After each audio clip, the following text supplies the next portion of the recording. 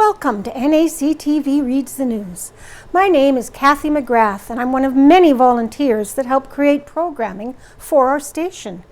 NACTV can be seen on MTS Channel 30 or 1030, Westman Cable Channel 17, Bell Satellite Channel 592, or online at nactv.tv. These programs are made possible by our volunteers, staff, advertisers, as well as donations made by you, the viewers. If you are enjoying your NACTV experience, please consider supporting us by either donation or volunteering. You can contact our office at 204-476-2639 or at nactv@wcgwave.ca. And today's issue of the Neepawa Banner and Press is for Friday, October 31st, 2025. Happy Halloween. And right on the front page, we are the champions. Neepawa Tigers win the Murray Black Cup. And pictured as the Neepawa Tigers concluded its 2025 season with an impressive 27-20 win over the Transcona Nationals to win the Rural Manitoba Football League's Murray Black Cup. The Tigers went 5-1 in the regular season and 2-0 for the postseason by Owen Devereaux. If this were the script for a movie, you wouldn't believe it. From multiple winless seasons and a football program hanging on by a thread to a monumental turnaround capped off with the ultimate last-minute triumph. Yeah, that does sound just a little bit too far-fetched to be believable. But the players and coaches for the Neepawa Area Collegiate Institute, NACI, Tigers, believed, and that's why they have earned the right to call themselves champions. The Neepawa Tigers closed out their Rural Manitoba Football League, RMFL, season with an incredible 27-20 win over the Transcona Nationals in the Murray Black Cup on Sunday, October 26th. The showdown at Neepawa Collegiate Field was a tremendous back-and-forth battle and the type of game where both sides honestly deserved the victory. At halftime, Neepawa held on to a 13-12 lead and would be tied with Transcona at 20-20 going into the fourth quarter. A field goal attempt early in the fourth for the Tigers would be blocked, keeping the game tied and giving the Nationals a chance to take the lead. The Tigers' defense held strong, however, providing another opportunity for the offense. With only a few minutes left in regulation, they'd grab that opportunity as running back Daxton Brock broke through the Transcona coverage to score a touchdown. This was Brock's second touchdown of the game, as he accumulated 203 yards rushing on the day. The Nationals would have one last chance, though, to tie things up. In the last 3 minutes of regulation, Transcona drove the ball down to the field and eventually tossed a touchdown pass in the last minute, or so it seemed. The Nationals were called on a holding penalty, taking the points off the board and giving Neepawa another chance to hold the line. That is exactly what would happen, as the Tiger defense kept Transcona from gaining any more yardage and forcing a turnover on downs. Neepawa took the victory formation to run out the clock and secure the Murray Black Championship, their first banner since 2022. Along with Daxton's amazing effort, Neepawa was led on offense by quarterback E.J. Clark, who was 12 for 26 on the day for 128 passing yards and a touchdown. The one touchdown through the air was caught by Jesse Whitlaw, who collected 4 catches for 69 yards. He also had one rush for 27 yards. Other receivers included Keegan Dyke, 3 receptions, 31 yards, and Zach Morrison, 4 catches, 19 yards. The offensive line deserves credit as well, as Dylan Fleury, Wyatt Amoyet, and Janelle Tayag were able to open running lanes for Daxton Brock and give E.J. Clark the time he needed to find his receivers. This win was carried on both sides of the ball, as the Neepawa defense came up big when it mattered most. The defensive line of Charlie Mignot, Seth Minkus, and Grayson Pearson kept heavy pressure on the Transcona quarterback all day, combining for 3 total sacks and multiple knockdowns and pressures. Kane Lapointe, 7 tackles, helped lead the secondary, with Tyson Selby and Lennon Lexon Amoyet also adding 4 tackles each. Ben Hulley, 2 tackles. Jack Cinco, Jesse Whitlaw, and Calex Sapoko, 1 tackle each, also stepped up when it was needed. This season has been a huge step forward for the Neepawa Tigers, who had been winless in their previous 2 seasons. This year saw the squad go 5-1 in the RMFL's regular season and then win a pair of playoff games to close out the impressive turnaround. Tyson's head coach, Lucas Clark, said the players were committed to the program and that they deserved this outcome. It took a couple of years to get this going, but now that we set a culture here of putting that in the work, leading by example, and working towards the goal together, I think we'll see a sustained football program at this level for quite a while yet, said Clark. This took a lot of hard work and no going backwards. Whether it was in practice or in game, they committed to the goal, and that led us to where we are today. Clark was also quick to salute the Transcona football program, noting they were the only team to defeat them this season. He added that all 3 of their games against the Nationals were a challenge. Congratulations to Coach Clark, along with Mike Weisgerber, Marshall Dunn, Stephen Brock, Austin Lewis, and Melanie Clark on the victory. And pictured above picture, running back Daxton Brock, number 84, finds space and runs for a touchdown. Pictured on the right, Kane Lapointe, number 88, bats away a pass late in the 4th quarter, helping secure the Tigers' 27-20 victory over Transcona in the Murray Black Cup. And at the bottom, members of the Neepawa Tigers celebrate their victory on Sunday, October 26th. Congratulations to the Tigers. And Parks Canada hosts consultation on Riding Mountain National Park by Casper Warehan. And pictured approximately 16 people attended Parks Canada's public meeting in Neepawa regarding Riding Mountain National Park last week. Seen giving the presentation is RMNP Superintendent Tom Sheldon. And also pictured at the bottom is meeting attendees and Parks Canada staff met at a variety of topic boards. Feedback and ideas were provided by the attendees and recorded. The Neepawa Public Library was busy past its open hours last week. On October 23rd at 7 p.m., Parks Canada welcomed members of the public to attend a consultation to help shape the future of Riding Mountain National Park. This meeting was one of 5 in-person events held throughout the area last week. It allowed citizens to provide feedback for the development of a new management plan and to meet Parks Canada new superintendent for our Riding Mountain National Park, Tom Sheldon. Service is really important to me, both in my personal and professional life, said Sheldon, who shared that his early priorities included improving RMNP's communications and recalibrating its relationships. He later added, I don't think it's telling tall tales to say that relationships are strained right now in a number of ways. Centering on the major topic of the evening, Sheldon delved into the details and importance behind RMNP's management plan. These documents set Parks Canada's strategic directions, support Parks Canada's priorities in balancing interests of everyone connected to the park, guide park operations, decision-making, and year-to-year planning, and are required by legislation shaped through public consultation, approved by the ministers responsible for Parks Canada, and tabled in Parliament.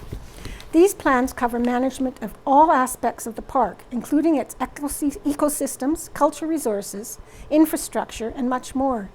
Themes that are commonly addressed in Parks Canada's planning process for management plans are working with Indigenous partners, conserving nature and maintaining ecological integrity, building relationships with partners and stakeholders. An example of stakeholder would be a local business owner. Parks Canada defines a stakeholder as any individual, group, or organization that has an interest in, is affected by the management and operations of Riding Mountain National Park. Stakeholders can be involved in various aspects such as conservation, tourism, infrastructure, and cultural heritage. Conserving and presenting cultural resources, human history, activities, etc. Supporting visitor experiences, responding to climate change and emergencies such as wildfires, and managing the town site of Wasagamine. This item is also slated to be further explored in a separate community plan after the management plan is developed. The management planning process also informs Indigenous stewardship planning.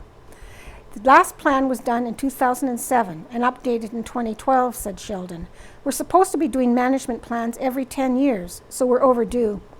Touching on Indigenous collaboration and stewardships, Parks Canada commitment to working with Indigenous communities in the spirit of reconciliation, respect, and collaboration was reaffirmed at the meeting. This point was expanded upon in a follow-up with the Neepawa Banner and Press. Invitations have been extended to First Nations leadership and the Manitoba Métis Federation for consultation on the management planning process, says Parks Canada. This process recognizes the deep connections Indigenous people have with the land and aims to ensure their voices, knowledge, and perspectives are meaningfully reflected in the new management plan. Building and strengthening these relationships is a central priority for Parks Canada. Right now, the development of our Rocky Mountain National Park's latest management plan is in the very early stages, a preliminary round of public consultation. At the Neepawa consultation on October 23rd, all in attendance were able to visit 4 of 5 stations dedicated to a different topic during the workshop period. Each station was tended by a Parks Canada staff member who engaged with the consultation attendees, recorded their feedback and ideas, and answered questions. 15 minutes were spent at each station. A question and answer period with Tom Sheldon was also opened up when the workshop period concluded. Right now, the management plan is expected to be revised and finalized in 2026, then tabled in Parliament in 2027. From there, Parks Canada will continue year to year planning and implementation using the new management plan until 2037. I've noticed questions about how a decision for the plan will be made for 2026. There's results of monitoring and testing for environmental DNA, eDNA, villagers, larvae and zebra mussels, and evidence of live zebra mussels in Clear Lake and the outlying water bodies, Lake Lottie, Lake Catherine, etc. We're looking at and reviewing the best available evidence of boats and other craft in the water, said Sheldon. We're also hopeful that the current information will help us gauge where people are right now. While there is still much ground to cover for the development of the new plan, Sheldon informed all in attendance that the conversations being had are already enacting change, where possible, in the interim. For example, we have heard a lot about how much trail mean to people, said Sheldon. Right now, because of these conversations, we are implementing more trails crew for more maintenance and have extended some into winter. An additional meeting was hosted digitally using Microsoft Teams on October 29th. While the in-person and online meetings have concluded, people still have an opportunity to give feedback. This is because the planning process also includes a public survey, which is open until November 21st. The survey can be found at parks.canada.ca/riding-plan. Parks Canada invites Indigenous partners, area residents, businesses, visitors, and all who care about Rocky Mountain National Park to share their thoughts in the survey.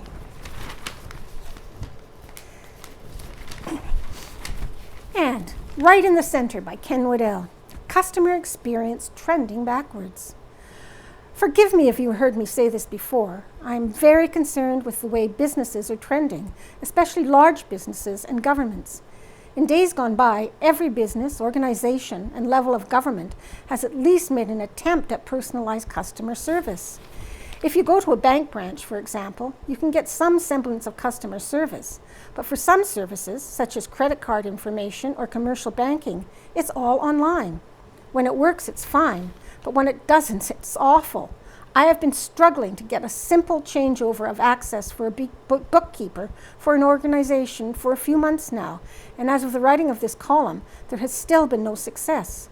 They will tell you to go to the website, log in, and if that doesn't work, click for a new passcode, and all will be well. I have been through a dozen or more passcodes now, and still no solution. Internet providers are similar.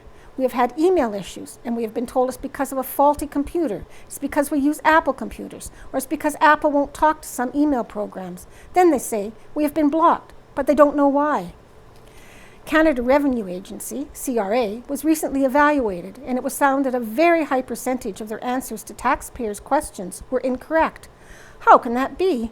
Well, I guess I shouldn't be surprised. Many years ago, a CRA auditor came to my farm and said that interest on a farm loan wasn't a tax-deductible expense. Fortunately, a letter from my accountant straightened that out, but it was frustrating. I suspect today's problems with CRA may be due to many of their staff working from home or remotely. There's very little opportunity to stick your head into the next office and say, "Hey, Josie, what's the right answer to question B?" If a staffer is laboring away all day without peer consultation, there's more room for error. Phone companies can be frustrating as well. It took dozens of calls to get a simple change to a couple of our company phone lines. Each time, the customer service rep on the other end of the line was apologetic and admitted that it shouldn't be complicated. However, it was complicated because whoever they'd referred a question to didn't make the required changes. I even had no phone service for a few days, which was annoying. I believe that our customer service philosophy is pretty clear. Our staff will hopefully always answer the question, and with that approach that if they don't have the answer, they will do their best to find the answer. Looking at local municipal and town councils, it's safe to say they have a tough job and has gotten tougher in recent years. I've been on town council twice, but the second time was over 10 years ago. Council work has certainly gotten more complicated. I think councils and staff could make things easier for themselves with a few changes. Technology allows for an exchange of information, which is much simpler than in the past. Councillors, taxpayers, and news media need to be able to see the agendas earlier. Most councils only prepare a simple paper copy agenda, which contains very little information. A few municipalities prepare an electronic agenda package for staff and councillors. Documents can be accessed very easily as the document links are embedded in the electronic agenda, usually on the municipal website. That's how it should be. If material is going to be discussed in an open council meeting, then staff, councillors, ratepayers, and media should have access to it.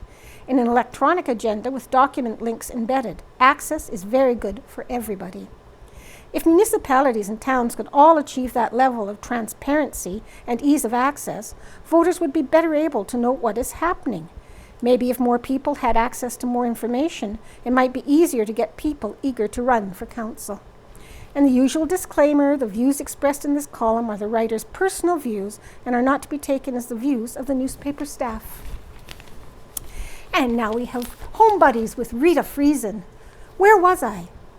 In the last several months, events from the 1970s, huge world events, have come to my attention. It's like I never heard of them before, not even vague and cloudy memories. Rather than overly berate myself, a habit to which I am prone, I looked at why. What was I doing that trumped life-changing, heard around the globe events?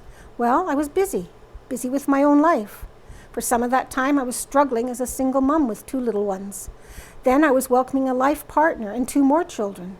Those years included 3 relocations, from my parental home to a modest home in a town, to an established farm, and then miles away to another farm. And, 1 more child in all of these changes.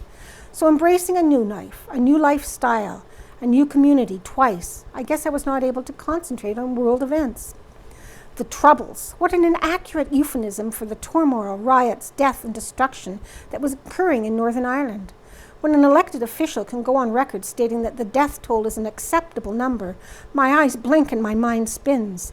No one's necessary loss of life is acceptable. Speaking with residents of Belfast, hearing their stories told in gentle honesty, and touring the Ulster Museum gave me a glimpse of what people suffered. Torn families and communities.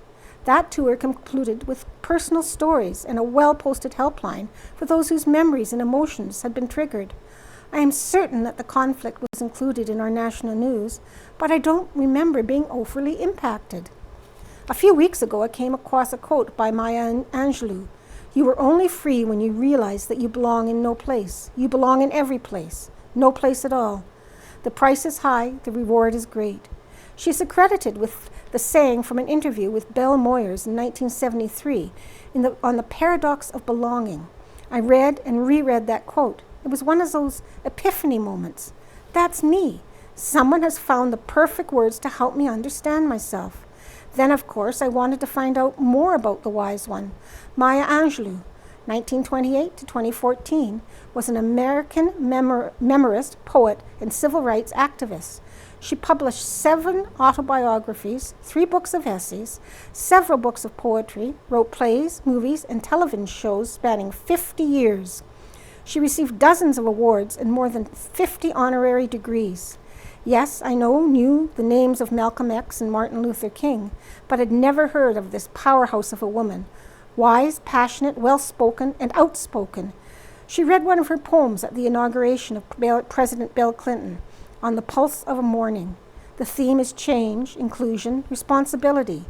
She was the second poet to read at an inauguration, the first being Robert Frost for John F. Kennedy, and the first African American and woman, a groundbreaker on so many levels. It's not too late to get my head out of the sand. And Faithfully Yours by Neil Stroshine. The benefits of boundaries. Freedom. It's a word we hear every year. Canadians hear it on July 1st. Americans hear it on July 4th. All in familiar statements like this one. Today we give thanks for our country and for our freedoms. All who reside within its borders enjoy. That statement looks good on paper and resonates well in a radio or TV soundbite. But when people are asked to define freedom, their answers will be as different as the people themselves and reflect how little we understand what true freedom really is. There are some, and their numbers are growing daily, who believe that the true freedom is the right to do what they want to do, when they want to do it, where they want to do it, and with whom or to whom they want to do it.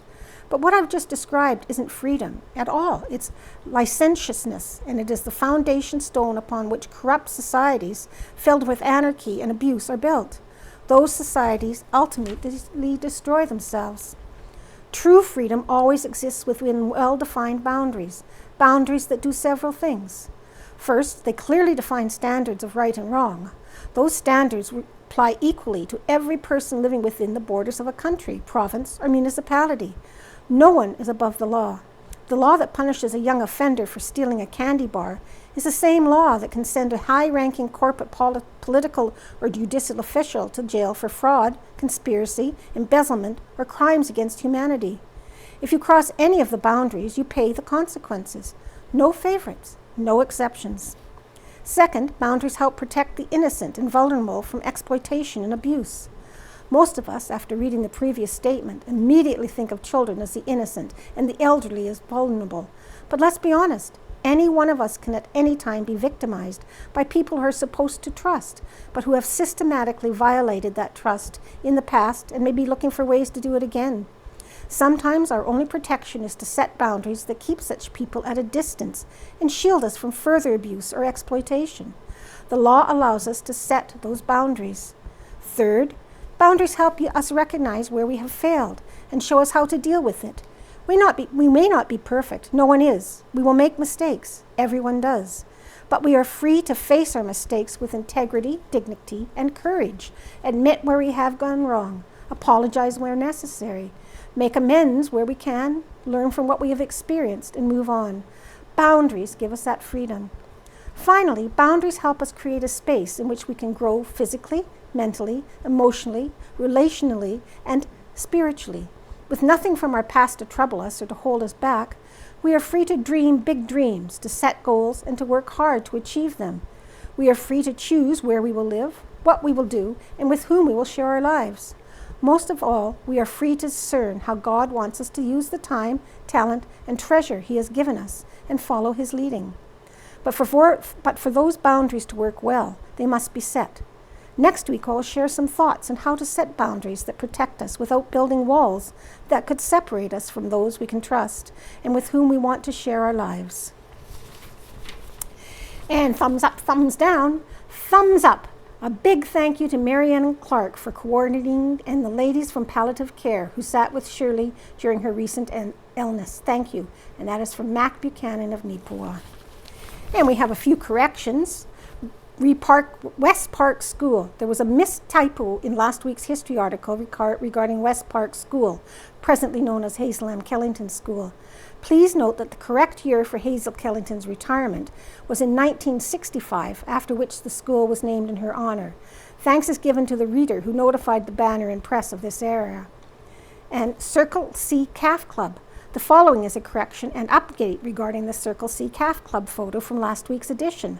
Firstly, please note that Merv Simon is actually Merv Simon. There was an error with his name in the original document that accompanied the photo.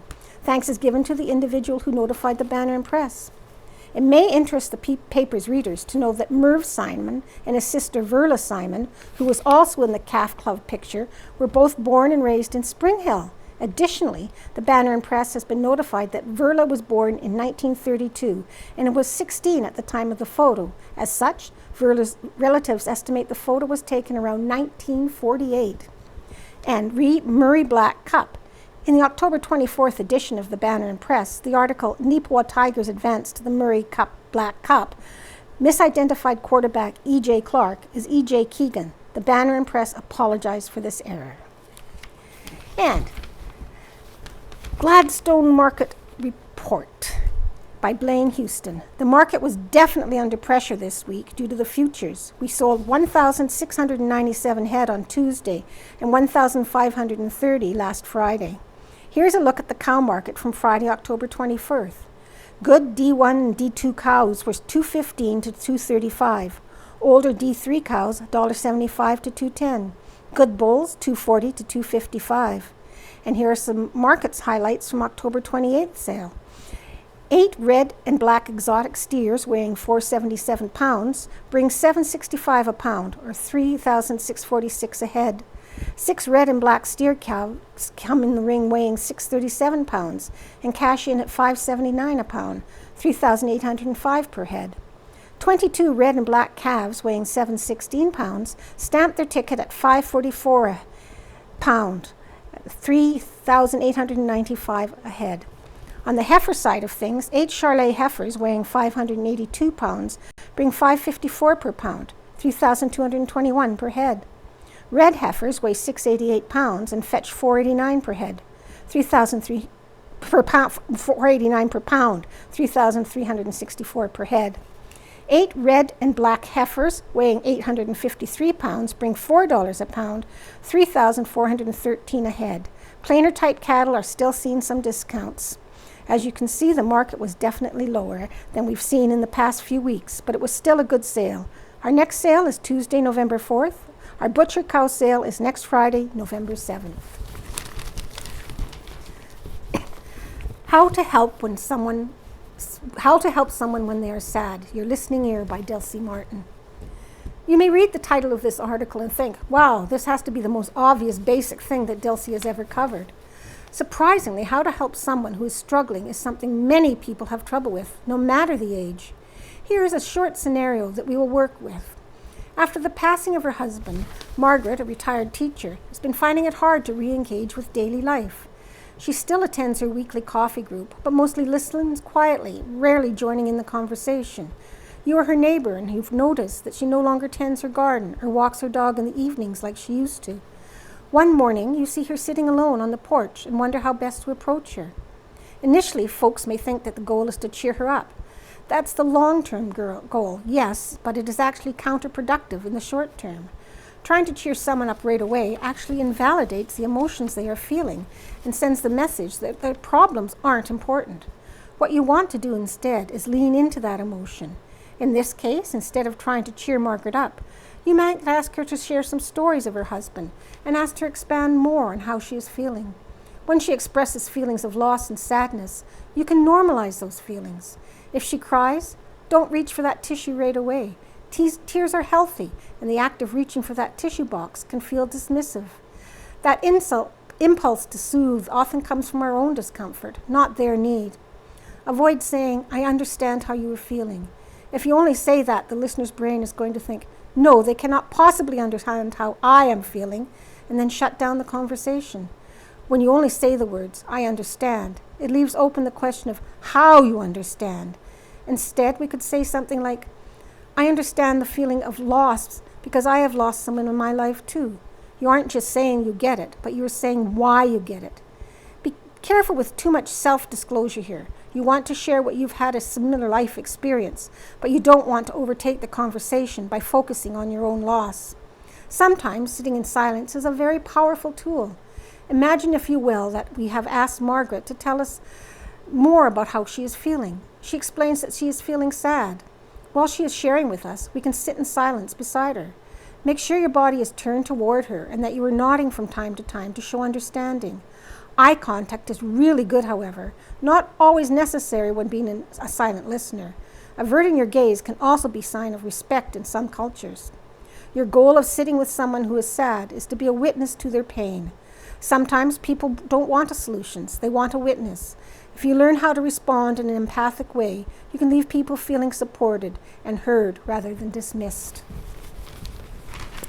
And down here at the bottom, there's a A history mystery, youth at play. This photo is a mystery to both the Banner and Press and the Beautiful Plains Museum. The youth appear to perhaps be engaging in a game of cricket. However, there was no date or list of names with the photograph.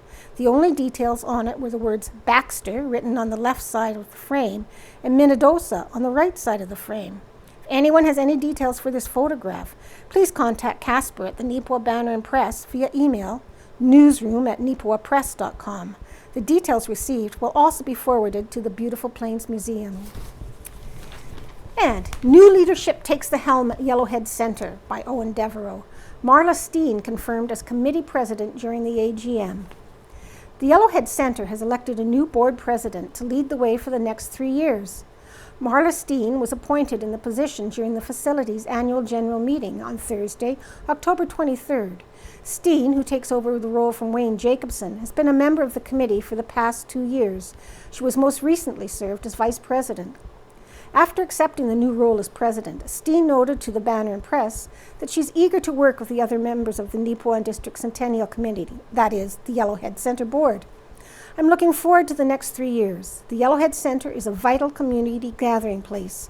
It's not just a hockey rink. It's important for all areas of recreation gathering, said Steen. We have a very supportive board in place. There is stability around the board table.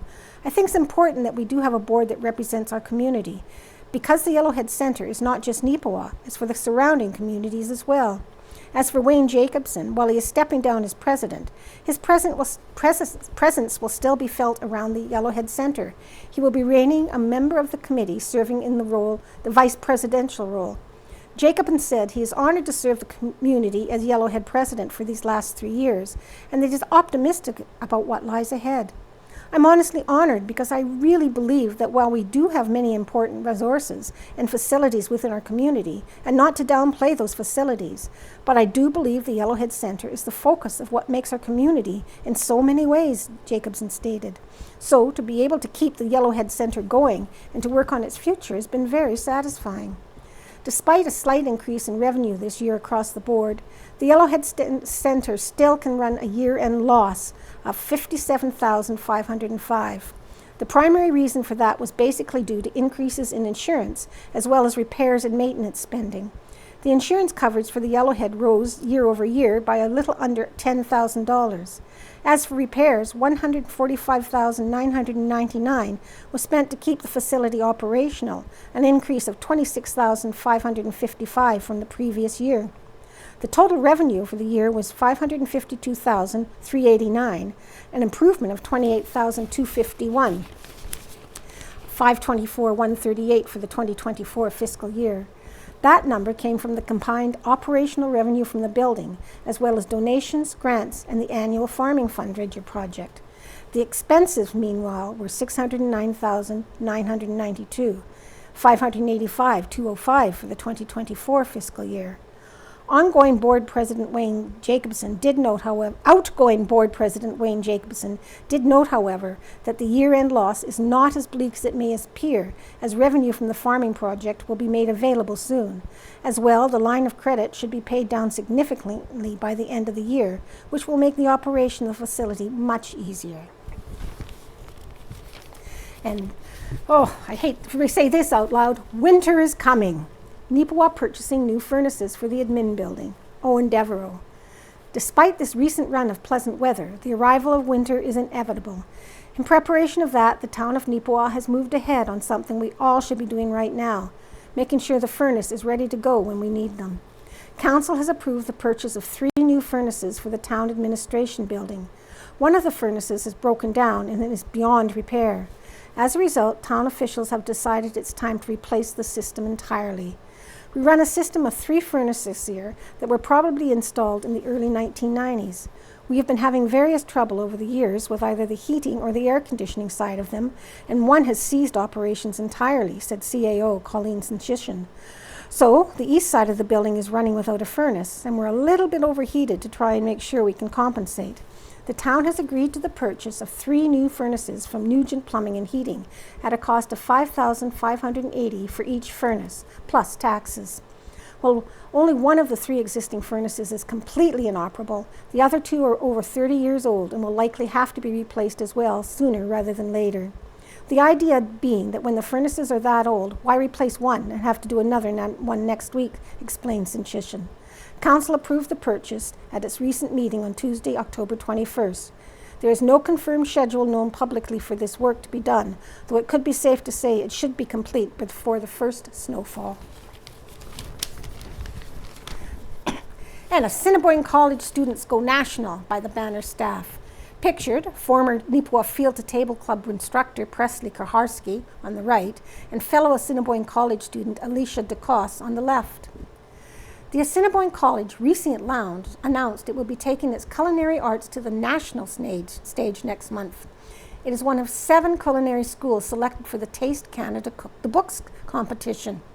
Taste Canada's Cook the Books is an annual competition which invites culinary students from across the nation to compete for the title of Canada's Best New Student Chef.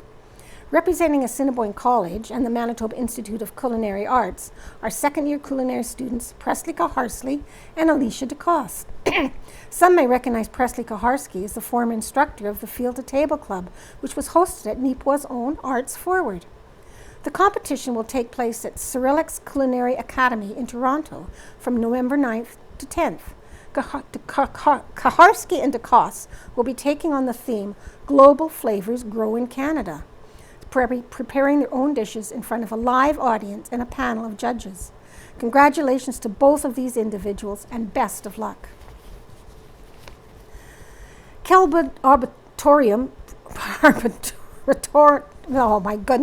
Arboretum celebrates 30th anniversary. On the occasion of the 30th anniversary of the Kellwood Arboretum, the Parkland Permaculture Club explored the site. The Arboretum is a wonderful display of ornamental and fruit-bearing trees and is located right in the middle of Kellwood. And a full house was entertained with comedy and song, and that's pictured down here. Comedian Matt Falk, pictured above, took the stage at the Kaleidoscope concert on October 24th at Neepawa's Arts Forward venue. A full house of Falk's fans enjoyed his comedy routine. Pictured right, Kellwood's Vince Andrushko played guitar and sang a few songs at the Kaleidoscope concert on October 24th at Neepawa's Arts Forward. Andrushko is a local singer-songwriter, and the photos are courtesy of Rob Waddell. And Neepawa Titans staged huge ATV derby. The Neepawa Titans Junior Hockey Club held their Billy Ferguson ATV derby on October 25th. Team players, staff, and community supporters volunteered and participated. As the photo shows, the weather was perfect for the ATV derby by Ken Waddell. Saturday, October 23rd, was a fantastic warm fall day, a perfect setting for Neepawa Titans Billy Ferguson ATV derby. There were over 300 riders who took part. The course was 50 kilometers long, mostly in the Langford Community Pasture. In a statement, the Titans team said, "Thank you everyone who participated and volunteered at the annual Billy Ferguson Poker Derby Saturday. We couldn't have asked for a better day." The derby started and ended at the Neepawa Junior Rifle Club building. Registration started in the morning. As riders came back, they could partake in a meal of pork burgers, chili, and homemade desserts. There was a large raffle prize table and a 50-50 where the winner went home with a prize of $1,020. As riders and ghost riders chowed down at the end of their day, many people promised they would be back next year. And Neepawa Community Support Services Unite. Members of Neepawa Area Immigration Settlement Services and the Neepawa Coat Room posed for a photo after announcing they are collaborating to help newcomers just in time for the winter season. The partnership strengthens a shared commitment to support newcomers as they settle into the community. The collaboration helps to promote each organization's services, and both organizations can ensure that newcomers have easier access to essential resources such as winter clothing and community support services. This collaboration not only enhances the reach of each group, but also contributes to building a thriving multicultural community in Neepawa, helping newcomers feel supported from the moment they arrive. And sports and more sports. Annual Slasher Showdown returns to Neepawa by the Banner staff. The NACI Tigers are welcoming teams from all across the province for its annual Slasher Showdown. This year's tournament features 6 teams from across Manitoba and will see the first game for the hosts, Neepawa Tigers, played on Friday, October 31st at 9 a.m. against the Crocus Plains Plainsmen of Brandon. The other teams participating in the tourney this year include the Vincent Massey Vikings, Jean Sauvé Olympians, Crocus Plains, and Portage Collegiate Trojans. Everyone is invited down to the Yellowhead Centre to cheer on the local high school team. And Tigers win hockey home opener by Owen Devereaux. A strong effort on both ends of the ice in the second period propelled the Neepawa Tigers to a 5-2 win over the Glenboro Carberry Balder GCB Wildcats. The Tigers scored 3 times in the middle frame during their home opener at the Yellowhead Centre on Wednesday, October 22nd. As well, they surrendered no goals while on the penalty kill in the second, including nearly 90 seconds of play facing a 5-on-3 disadvantage. The start of the game, however, didn't appear to be headed in a positive direction for the home side, as Neepawa was outshot 12-7 in the first period. The Tigers also gave up a goal as Jack Schuldice scored for the Wildcats on the power play. Neepawa turned things around in the second, scoring early in the period. Luke Nicholson picked up the goal to make it 1-1. During the goal celebration, a GCB player took an undisciplined penalty when he knocked one of the Tigers off their feet well after the whistle. This 4-minute penalty for head contact provided Neepawa with the opportunity to take the lead, which they took full advantage of. Ian Foster scored on the power play, making it 2-1. About midway through the second, Brooklyn Boersma scored her first of the year to provide the Tigers a 3-1 cushion going into the last 20 minutes of play. Rylan Sador scored early in the third period for GCB, cutting the lead back down to a lone goal. Any momentum gained from that was quickly extinguished, however, as Ian Foster replied by scoring his second of the night. Kane Lapointe would add one more for Neepawa before the end of regulation to make the final 5-2 for the Tigers. Harley Smith-Belisle earned the win in net for Neepawa, making 31 saves. The next regular home game for the Tigers was played on Wednesday, November 5th against the Verdun Golden Bears. That concluded just after the Banner and Press publication deadline. On Sunday, November 9th, Neepawa hosts the Resta Melita Hartney Souris Renegades, opening face-off at the Yellowhead Centre. It will be at 6:30 p.m. Neepawa farmers win big and lose big to start the Tiger Hills hockey season by Owen Devereaux. The opening weekend of the Tiger Hills Hockey League, THHL, schedule was an emotional roller coaster for the Neepawa farmers.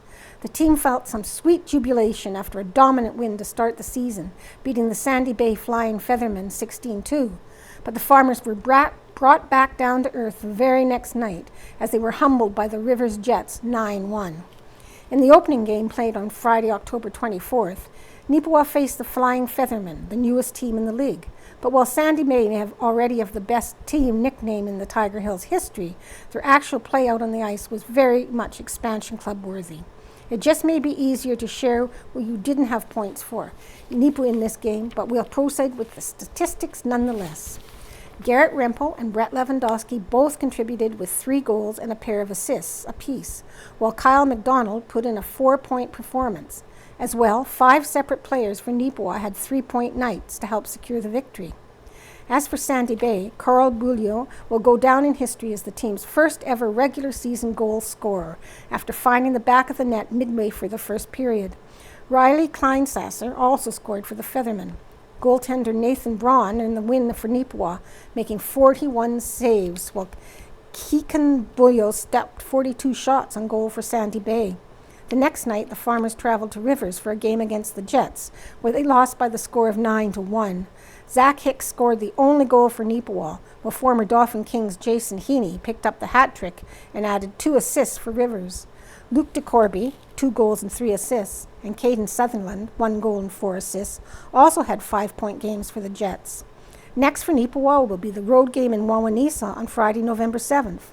The Farmers will be back at the Yellowhead Centre on Saturday, November 15th, when they face the Carberry Plainsmen. Start time is set for 7:30 p.m. And, excuse me, THHL, Minnesota Minnedosa bombers win in Carberry over the Plainspan by Owen Devereaux. Former Sioux Lookout Bombers standout Owen Riffle led the charge for this brand new Bombers club as Minnedosa defeated the Carberry Plainsmen 5-2 on Friday, October 24th. Riffle, a 20-year-old who just concluded his junior career in the Superior International League, scored 4 goals for Minnedosa to lead the team to win. Matt Cowell had the 5th goal for the Bombers, while Keenan McLaren and Jaden Johnson scored for the Plainsmen. Devin Fordyce made 31 saves for the Minnedosa to earn the win, while Carberry's Connor Slip stopped 46 shots. The home opener for Minnedosa at the Sunrise Credit Union Centre is set for Saturday, November 8th against the Deloraine Royals. Opening face-off will take place at 7:30 p.m.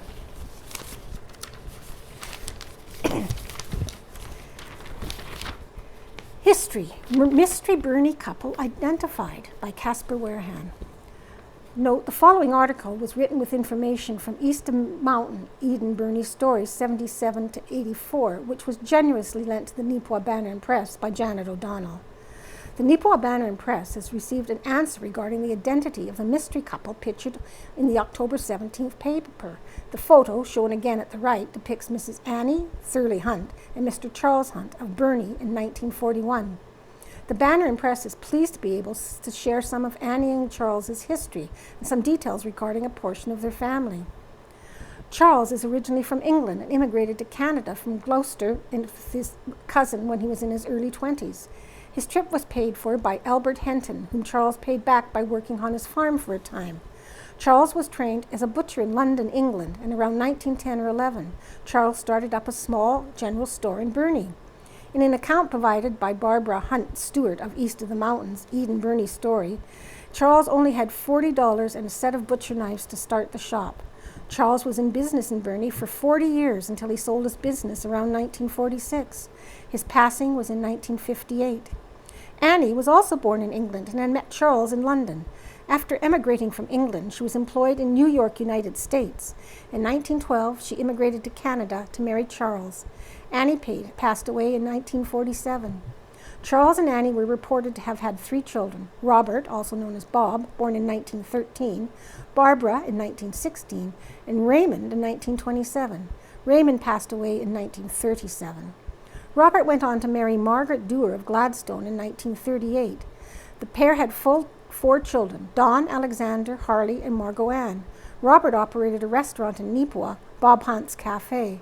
Robert passed away in 1950 and Margaret in 1983. Barbara married William Stewart in 1940 and had 3 children: Susan, Sally, and Clyde. The pair emigrated to California and the United States in 1952, settling in Whittier. Sidney and Alice Hunt. The Hunt family has plenty of other connections in the area, such as the Sidney and Alice Walker Hunt family. Sidney Hunt was born in Stroud, Gloucester, England on January 1st, 1896. Later, in 1914, Sidney would immigrate to Canada. His decision to move was attributed to hard times in England. As such, when Charles came from Canada to visit Sidney in England, Sidney made the decision to return with him.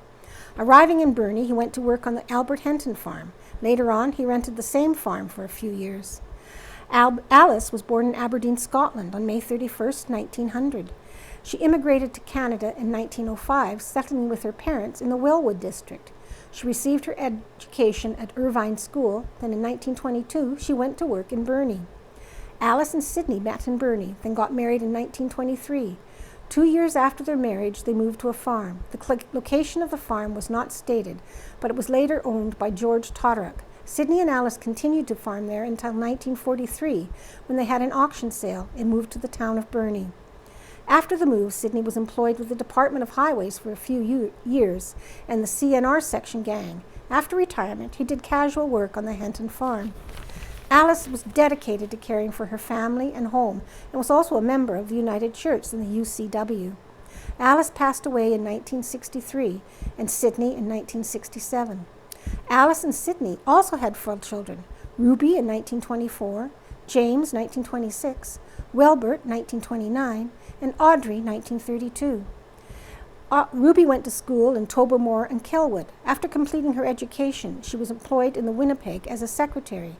In 1951, she and David Hunter got married. Winnipeg remained their home. David was noted to be employed by the CNR. David and Ruby had 2 daughters and 1 son. They were Lorinda, Cheryl, and Bernard. Wilbert received his education at Tobermoor and Eden. After completing his education, he worked on farms in the Eden area. Later, he decided trying mining for a living. He worked many gold mines in Canada before settling with his wife, Jean, in Langley, BC. Audrey went to school in Tobermoor, Eden, and Burnie. After completing her schooling, she worked at Burnie's store, then Bank of Commerce in Neepawa. Audrey married her husband Arthur Brown in 1954. The pair moved to Vancouver, BC, and remained there for a time before moving to Alberta. Arthur was employed there by the PFRA. After the town site at Gardner Dam closed, they moved to Outlook. The pair had 2 daughters, Cindy and Cathy. James Hunt and his family. James Hunt received his education at Tobermoor and Eden, then worked for several years on the farm of John Hanna. Then, in 1948, he bought Wilbur Webb's cream truck. He operated the truck until 1950, when he sold it and went to work for Manitoba Pool Elevators in Glenella. In 1951, he married Merle Davies of Kelwood. James and Merle resided in Edwin until 1952, when they moved to Eden. While there, James worked on Gordon Stewart's farm for 2 years. In 1954, the pair moved to Kelwood, and James worked in the garage with his brother-in-law, Carmen Spratt. 3 years later, James began working with the Neepawa Co-op. The pair moved again later, returning to Eden to reside until 1972 before making their home in Neepawa. James and Merle had 2 daughters, Dale, born in 1954, and Valerie in 1955. Both were educated at Eden and Neepawa. Harry and Muriel Hunt, another member of the Hunt family, Harry, also lived in Burnie. He immigrated to the community from Gloucester, England, when he was 14. He resided with his brother, Charles Hunt, and worked at Albert Henton's farm. Later, he worked at Charles' butcher shop. Also of note in his employment with the CNR in Burnie, which started in 1943 and ended when he retired at age 65. In 1924, Harry and Muriel George Hunt of Riding Mountain married. The pair had 7 children. These were Pearl McGorman of Arden, Doris Lafreniere of Winnipeg, Roberta Link and Carmen Hunt of Hartney, Gordon Hunt and Muriel Schollenberg of Transcona, and Sharon. Sadly, Sharon passed away at far too young age of 6 years old. Harry passed away in 1971 and Muriel in 1973. Gordon and Muriel bought the family farm in Burnie after their passing, and we returned there for the summer.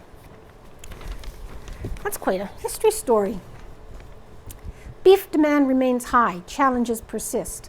District 8 meeting in Neepawa highlights sector resilience amid trade uncertainty and weather challenges, by Joshua Jackson.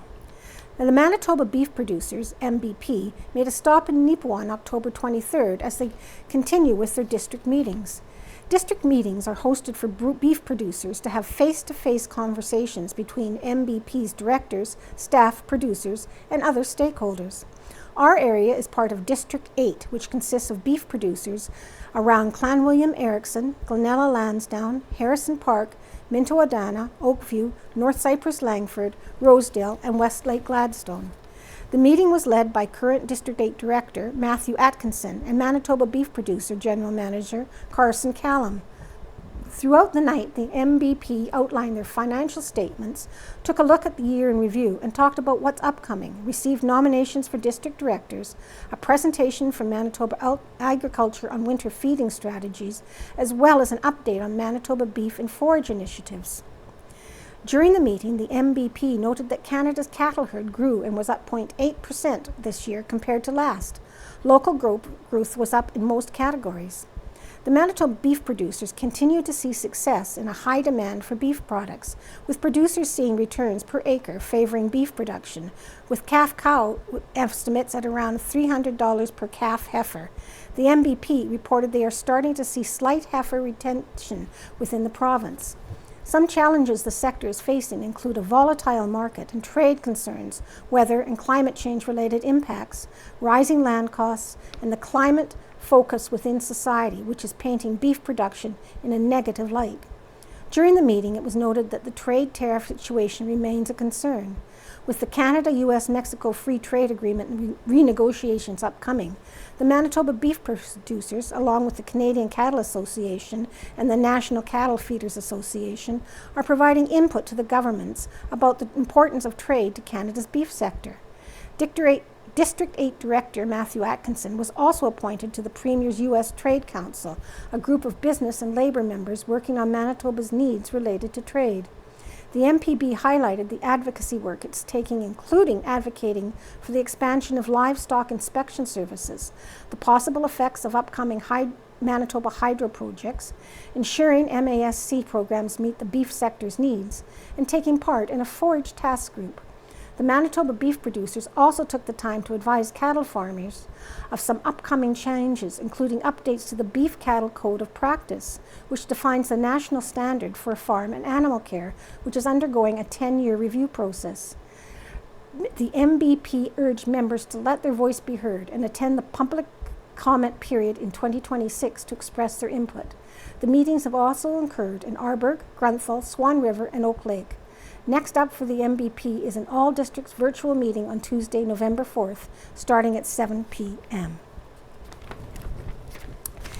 And a couple of pictures here. Chickadee finds a fall feast. A chickadee stops for a sunflower snack, showing that even the smallest visitors enjoy Manitoba's fall bounty. As the last of the season's blooms fade, chickadees and other small songbirds have been taking advantage of leftover sunflower seeds, an important late-season food source before winter sets in. And WMCI wins silver in St. Rose. Congratulations to the William Morton Collegiate Institute Varsity Boys volleyball team, who placed second in the St. Rose tournament last weekend. And those of you that are interested, Dauphin's Country Fest has set its line up for the 2026, and I think you'll be happy to see some of the names on it. And let's go to Looking Back by Casper Wehrhan. 125 years ago, 1900, mice have done much harm to grain in the stock in the Edmonton district. Mr. Samuel Buchanan will move into the house recently purchased from P.H. Atwood, north of the depot, this week. It is understood that Mr. Thomas Donaldson will occupy Mr. Buchanan's residence on First Street, North End. Those boys who created such an unseemly noise outside the Baptist church last Thursday evening by rapping on the windows, yelling, etc., had better not repeat the operations, because their names are known, and a future disturbance of this kind may be cause for some unpleasantness for them. 100 years ago, Norgate. Messrs. Sam Glover and Irwin McLeod visited the hog demonstration train in Kelwood on the 27th and brought home the bacon in the shape of a brood sow each. Norgate, Mrs. Frank Ashby of Kelwood, has been appointed agent for the Sparella Company of Canada and will visit Norgate shortly. Kelwood, friends of Mr. and Mrs. J. Wilson, will regret hearing of Mr. Wilson's death in Moose Jaw, Saskatchewan last Saturday, October 24th, at the age of 74 years after a lingering illness. Mr. Wilson was born in England in 1851. He moved to Moose Jaw 6 years ago, where he resided till his death. He is survived by his widow, 6 daughters, and 5 sons. Edrins. After one of the worst months' weather since October was first put on the map of the years, we are promised a great improvement in November. This will be most welcome for the many farmers who have not threshed a bushel of grain nor plowed a single furrow. Brookdale. No threshing this week, and those with grain and stook are getting discouraged. Probably 15% of grain still no to thresh in northern portion of district.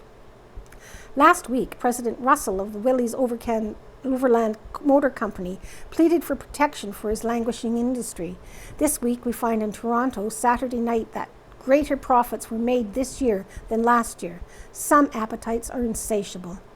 The members of the chapter of the Eastern Star wish to thank the Black Diamonds Opera House management, the local papers, and anyone who in any way helped to make the entertainment October 23rd such a success. The net proceeds, which was about $110, will go towards entertaining the delegates of the Grand Chapter, which meets in Neepawa next June. 75 years ago, 1950, Miss Olive Dennison, superintendent of the Neepawa General Hospital, today announced the appointment of Miss Winona M. Rook to the medical nursing staff of the hospital. 50 years ago, 1975, And pictured is Belle Fraser displaying the LP album that was recorded and then released by the Neepawa Variatones at this time in 1975. Fraser was one of the original 3 members of the group, which began performing in 1963.